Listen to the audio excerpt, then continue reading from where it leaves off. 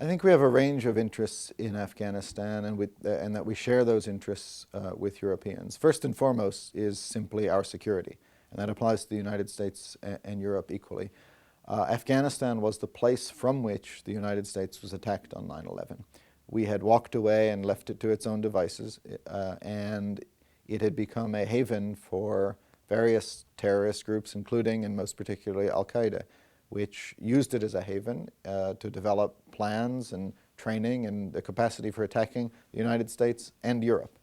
And I think Americans understand that, and I think Europeans understand that it's simply not an option to again leave Afghanistan to its own devices and hope for the best. We simply have a national security interest, an American one and a European one, in preventing Afghanistan from becoming the sort of haven it once was. It doesn't mean that we have to turn Afghanistan into a pillar of democratic stability and liberal democracy. It's going to be a long time before Afghanistan is so developed, but it is a national security interest to prevent it from developing into the sort of chaotic civil war state that it once was. And we also, frankly, share a humanitarian interest in Afghanistan.